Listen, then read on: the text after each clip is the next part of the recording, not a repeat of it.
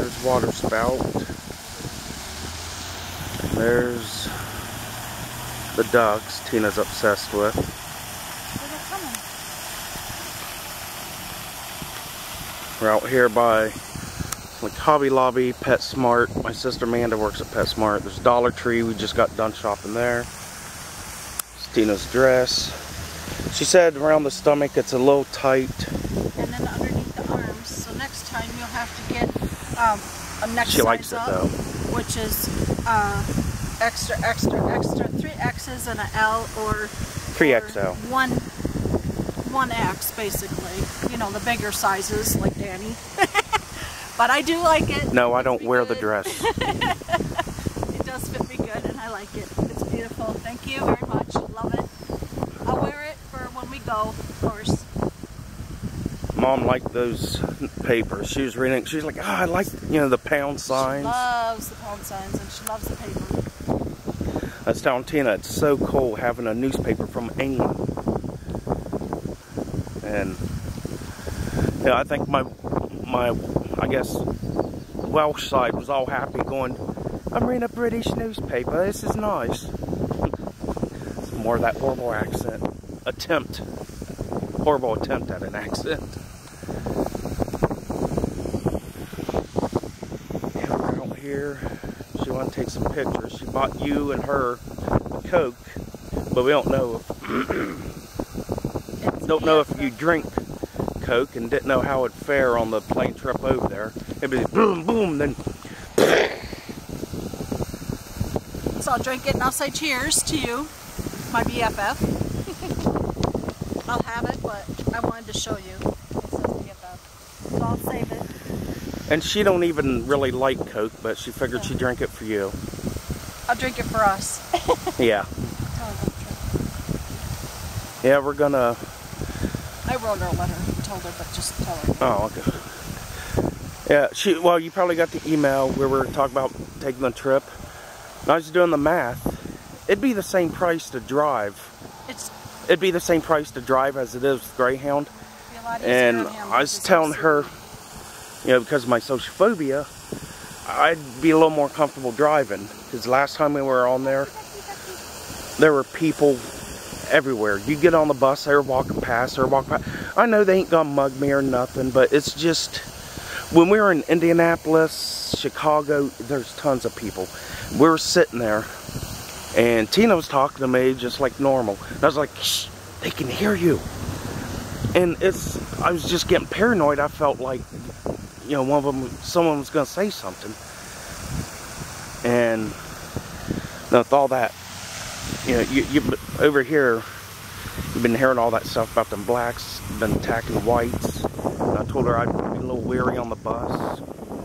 And then, I mean, the terrorist stuff you always hear about, I don't think I'd hope they wouldn't attack a Greyhound, but I told her if we can drive all them things that we got the girls, we can bring them with us. I already told everybody, and everybody's okay with it. You're the only one that we had to tell yet, so I'm letting Daddy tell you. But we were gonna have to ship those out, and we figured we'll just drive the truck. Because she got GPS a while back, because when we go to yard sales around here, it's always... I've grown up here all my life, most of the roads I know, but some of them, like, alright, where's this one at? And we do the GPS, it takes you right to it, and I figured, hey, we could just do that. Type it in the GPS. And we still got the money back home in the lockbox, wherever she put it. And then when we go... Use it for gas. Well, fill the tank up, go there, fill it up halfway there.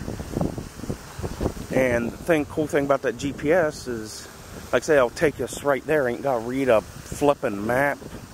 We're taking the camera with, so we'll take you with us when we go. And we'll stop off at, you know, towns here and there. We'll get out. We won't have Greyhound rushing us, going 20 minutes till we leave. Yeah. We don't want to miss the Greyhound. That would be horrible. And this way, it's like, we can just stop off. We can stay off at a hotel.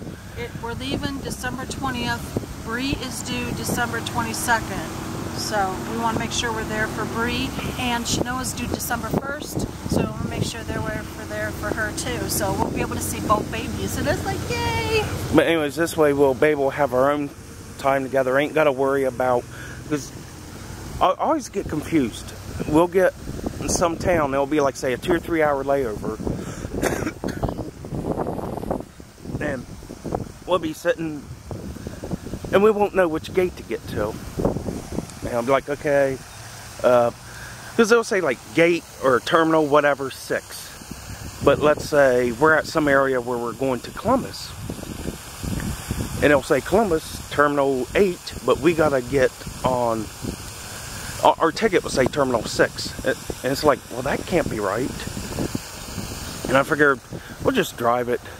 That way when we get there, we can drive from her mom's, we can go see Tammy, then we can go see her son, Johnny, and we'll just be able to stop off in towns that we want to see and go do this, go do that. We're driving along. If we get tired, we'll just pull over. I cannot sleep. That Greyhound trip last time, 20 hours. I didn't sleep at all. You're sleeping there, all you hear is and then it'll be quiet, be 3 a.m. Then you hear, yo, where you at? Plus, someone, it'll be almost fell asleep at the wheel too. It'll be some guy picking up his phone. He don't even say hi or hello. It's, yo, where you at? Here they come. Like, he's on the phone. Where the world do you think he's at? They're all coming. But anyways, then you hear all those and I just don't, I mean, you know, with my social phobia, I don't like being around people anyways. And with all the racial stuff going on in the news, I really don't want to be sitting on a Greyhound bus. Some guy walk by, yo, I want to sit there, yo, and you know, trying to start trouble. There's the last time we were on Greyhound, we were coming from Columbus to Zanesville, and there's this black dude sitting in front of us. And the seat he was sitting at was where the driver put all of his gear, like his suitcase or whatever. And the guy, he started getting, not in a fight with the driver, but, you know, basically saying, acting like he was allowed to sit there. Long story short, he got kicked off the bus. And it's, like I said, a lot of it, I'm sure, is my paranoia, my social phobia. I mean, I know white people and everyone else can be troublesome too, but like I said, with all that race stuff going in the news, there's been, I don't know if it's over in England too, but there have been black people playing this thing called the knockout game. They'll go up to a white person, punch them as hard as they can, try to knock them out. There's been 1 or 2 that died from it. And I just get a little weary about that. But, I mean, not even just that. It's just all them people on there. And I know I got Tina with me, but it's just like I told her, if we drove, because when I was telling her, you know, we could drive and stuff, and she agreed to it. It's like, oh. So like, well, like they say, weight is off your shoulders. And sorry, I'm just scared of the snow and the ice because it's going to be December. That's kind of like what it was. But yeah, when we go, we're going to get 4 new tires. Well, new to us. Going to get 1 each month. They're only like 25 bucks. Probably 2 this next month. Just and each month we'll get a tire, probably. Put it on there. Gonna have Chet fix the brakes because we got no rear brakes right now. And so when I'm driving along, like if I'm driving down here, I have to turn right there where that vehicle is. One of them are. Most people, they start putting on their brakes right about there. I have to start putting them on about here. I mean, if I had to, I could slam them on and we would stop, but that can mess up your brakes. So I just gradually put them on, and I'll tailgate no one, of course. And so they need bled. That's basically all they need. They need bled. So we're gonna have Chet, my brother-in-law, bleed them, and then we're gonna get everything we need for the truck. Put that in the truck and then just leave. But anything we got in our room, anything of importance, we're gonna put away. We're not leaving any money at the house. we're leaving in December because we don't really have a Christmas in December anyways, and Mom and everybody's all happy about it anyways, because we're going in December. Well, it's been probably about 10 years since she's seen Johnny on Christmas. And figure this way, we'll get to be there for the birth of Bree and Johnny's baby. Like I told Tina, it's thanks. Well, she knows it's not blood, but like I told Tina, it's thanks to you. She's gonna get to see her grandsons she's never seen. She's gonna see her granddaughters she's never seen, and she's gonna get to see her mom. She's gonna get to see her son. I'm gonna get to see him. And we were in Minnesota to see her mom a few years ago, but that's all we seen was her mom and Ricky. This way, gonna see the whole bunch. And I told her it'd be cool, like if we was kind of in the delivery room with Bree, but I mean not, you know, like I see the head, you know, be standing against a wall, and you know, just to be in a delivery room when a kid is born, that'd be so cool. But I think I'd feel more comfortable, like us all waiting out in the waiting room. Then they come out, it's a girl, or Oh my God, it's a boy, or oh my God, it's a lizard. What? No. But it's a girl. Everybody's hoping it's a girl. now here's what I'm thinking. The baby's gonna be born around December 22nd, around Christmas. Now I'm thinking the perfect name would be Joy. You know, joy to the world. She's introducing joy to the world. Now, I think her dad thought Noel would be a good name. Noel, that's kind of a good name. But then I was also thinking Bonnie. Kind of a cross between Bree and Johnny. Noah wants her baby. It's going to be a girl. They want it to be the letter T. So I was like, Tina, Tina, Tina. Grandma Tina, yay. But it won't be. It'll be something else. Now, Snow's baby is no relation to Tina or James. She got knocked up by some other dude. She knows. She's seen the pictures. But I'm just happy for her. She's all happy. She's engaged. We were kind of worried you'd be upset that we're taking the truck instead of Greyhound, but I figured, you know, like I said, it's going to be the same price with gas. And this way, Tina and I get to have our own time together. It'll be peaceful. We'll be able to sleep, pull off and sleep. And if the roads get too bad, icy and stuff, then we'll get a hotel or motel. I'm hoping I'll have enough money for that. But that, and you know, I got the truck with us. Ain't got to worry about Jim and Dawn doing something to it. Ain't got to worry about Jim and Dawn doing something to the truck.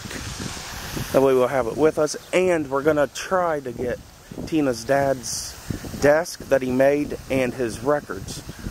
And that'll be perfect having the truck with that. But it'll be easier. We could, because when you're on a Greyhound, you can only bring so much with you. This way, we can pack as much clothes as we want. I mean, we're only going to be there about maybe 8 or 9 days, but maybe longer. This way we can bring as much as we want. We're each going to bring our laptops. And, I mean, I'm more than certain. Like, we'll stop off at McDonald's or someplace with Wi-Fi and message you. I'd be like, oh, okay, we're in Indiana, we're in Illinois or something. We'll probably take a video. Now, as soon as I get on the interstate, probably about half an hour to an hour, because I don't drive the interstate all the time. Now, I'm going to be a little leery, nervous, whatever. You know, I don't always have the truck going at high speeds. I'm just driving around town. I mean, I've driven the interstate before when I work with Brian doing fireplaces, and just other times I've driven it, but I don't drive the truck all the time on the interstate or at high speeds. And I think I get this from my dad. I'm just a little weary of it. I just don't want to be driving along, then but we got the oil changed last month. We're going to get 4 new to us tires. We got the GPS. So I think the truck will do fine. But then we're going to, I said, pull off here and there. Take little breaks, take little rests. I'm going to bring some sandwiches. Some bologna sandwiches.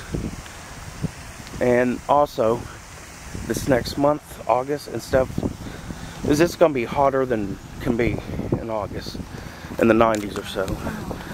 So this way we'll be able to, yeah, go when it's cooler. It'll be a lot easier.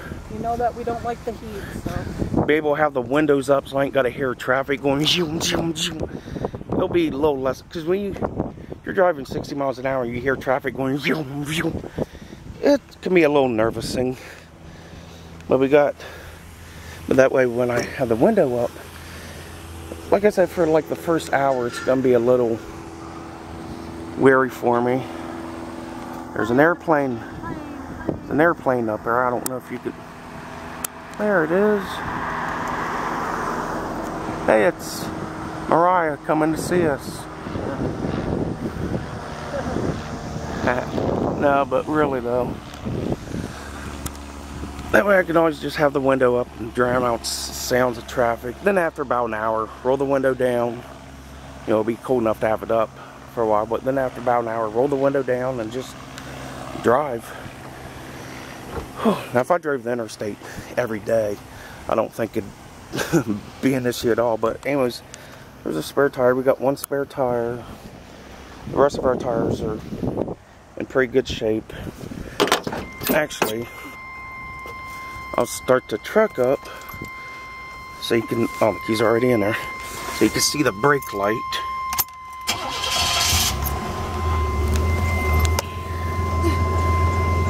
And like I said, I got brakes, but it's just a little,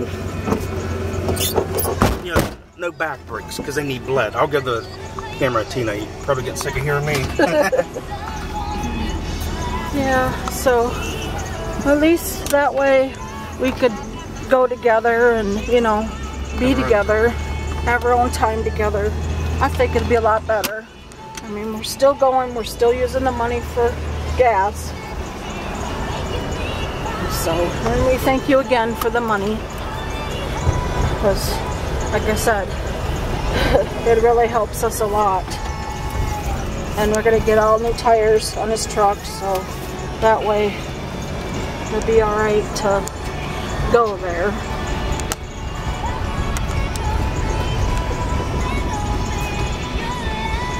I think it'd be better that way if when we do go see my stepsister, we'll be able to get everything. Hopefully be able to get everything. Hopefully my stepmom will let me. Golden Corral. We'll get you some souvenirs when we're out there. Yeah, we'll get you some souvenirs when we're out there. That way like you can have some newspapers or postcards or whatever. Lowe's. They'll be like 5 months from now. Yeah. That way we'll be able to get plenty. We'll also be able to find a few extra things for the kids. Now last year,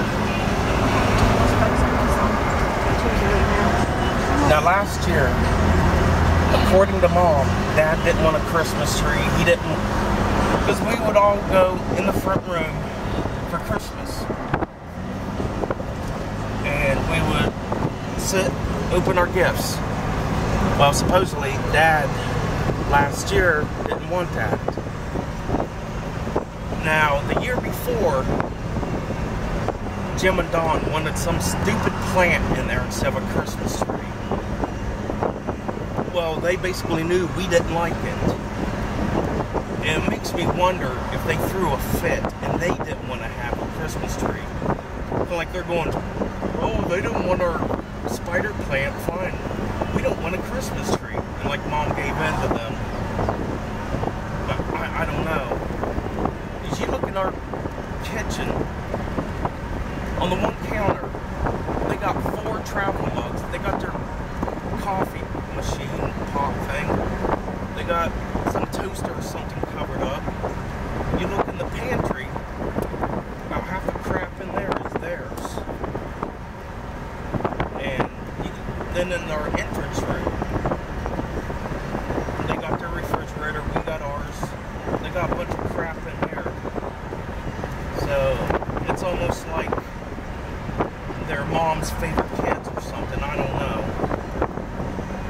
But, I mean, I could almost see last year them saying, oh, they complained about our spider plant, so I don't want a Christmas tree. There, that'll learn them. Yeah, but I mean, I don't know if that's the case or if maybe Dad was complaining. So basically, what Mom did, what we all did, was handed each other bags of the gifts. Like if Jim and Don got Tina and me stuff, they just gave us the bag and we go up to our room. Well, essentially, that's what we're going to do for Christmas. When we get back, let's say it's December 28th, we'll give everyone the gifts we got them. We'll give them the gifts we got them. So it'll be like a late Christmas for everyone. I tell you, you are lucky you get along with your sisters. I see these TV shows, movies where brothers get along perfectly.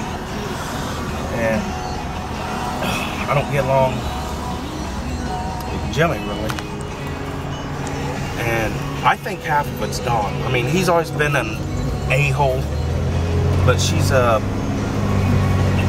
Dawn's a bitch, you know?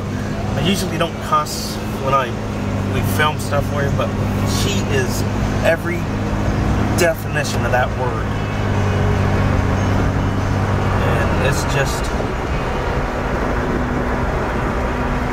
I don't know, I just can't stand her. We both can't stand her, actually. She's just a two-faced bitch. And there's worse names I could call her, but I won't say that word. But you know how you tell me all the time, just smile and walk away. Well, that's what she's been doing lately. She don't talk to me or nothing. She just smiles and walks away. And we go downstairs in the kitchen. So we have the trash, then we have a recycle. Well, the trash sat there for like 2 or 3 days. The other night, I was like, screw it. I went down there, I backed up, took it outside and everything. Now the recycle's sitting there. Last week, we took the recycle in the bathroom out. It's like they expect us to do everything. Nasty. Jim and Dawn, they have 3 rooms upstairs. We have 1. They have half the basement, half the attic. They got Eric's swing set in the backyard. He rarely uses. And they don't pay any rent. Dawn's dad bought them that blue SUV they had. Bought it, gave it to him. And he's always giving stuff to them. Now, I'm not gonna, you know, look down on that because, you know, that's what some parents do. It's like, okay. But Jim and Dawn, they want for nothing. If you go into Eric's room, it looks like a freaking Comic-Con convention. You know, there's video game systems. He's got Atari, Sega, Nintendo, Wii, PS3. He's got just like every game in there. And then just for the fact that Jim and Dawn have 3 rooms, they don't pay any rent.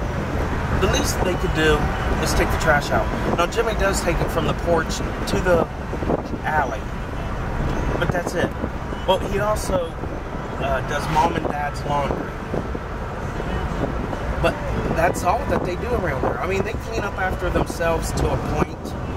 We'll go down there, the table, we'll have a little bit of food crumbs on it. The stove will have food crumbs on it. And myself, I hate roaches. I have a phobia of them. About 3 years ago, our neighbors next to us on the right-hand side, they had roaches. Well, they moved out. They fumigated or something. So guess where some of those roaches came to? Our place. And it's only a few of them here and there, but still. We got this like borax, whatever powder. We sprayed it down around by our refrigerator. Just make sure none of them roaches would get in there. And I sprayed it around other places. I've got down on the floor in the kitchen with a scraper, scraping off dirt. I've scrubbed it with a scrub brush. I've mopped it. I've swept it. I've cleaned our refrigerator out. Tina's helped me. We try to get all that stuff out of there. And every now and then you'll see a roach or 2 crawling around. And it just, you know, Jim and Dawn, they got all that cooking stuff. And it makes me wonder, you know, is that, well, I mean, I doubt that's attracting them. But Jim and Dawn, they walk around the house with her shoes on. So is Eric. So they bring all that dirt from outside to inside. When we get upstairs to our room, we take our shoes off. We come downstairs, we put slippers on, or else I'll go barefoot. And it's not much dirt that way. But it's just ridiculous. Because, I mean, Tina, there's been times she and I got in arguments, because I'll do a dish, and she'll be like, there's still no speck. You're like, you bleh. I mean, she does dishes, they're spotless. We clean the stove up, we clean the table up, we bring our dishes downstairs, we bag up our trash. And it's like every other day, she's like, there, take that trash down, take that trash down. Alright. Try to keep up after the cats, the dogs. But the freaking litter box down in the kitchen. Yeah, of all places, the kitchen is that nasty ass litter box. And there's 2 cats downstairs. And Eric is always playing with the cats. He has them in his room at all times. So essentially, basically, the cat and the litter box should be their domain. They should be the ones changing it. Do they? Of course not. And it's just, you'll go down there, there'll be dirt on the floor, there's food on the floor, and it's up to us to clean it up. And like I said, I mean, it's not like we're in hell every day, and oh, it's just so miserable with them. I mean, more often than not, they keep to themselves, we keep to ourselves. We try to be quiet and try to clean up after ourselves. But I think the biggest thing is just, you know, they get all that space. They get 3 rooms upstairs, we get 1. We pay rent, they don't. We pay $320 a month. That's roughly 1/3 of our money. And the reason, a couple years ago, about 10 years ago, I used to pay Mom and Dad around $200 or so. And we were going to lose the house. We were paying $320. Mom and Dad were paying $325 a month in rent to our landlord. Well, we were going to lose the house. She was going to sell it to the bank or whatever. And I told Mom, tell the landlord I'll chip in an extra $100 if she'll raise the rent and we can stay there. But she raised the rent to $500. And so I'm paying an extra $100 just to help Mom and Dad out. And then when Tina and I got together, I started paying an extra $100, you know, just because there's one extra person. But so at that point, I was paying over $400, but since then, Mom's dropped it down to $320. And now I pay money to Danny for the rent. Yeah, she gives me $120 a month, and I put, because when she got her Social Security, my check dropped in half.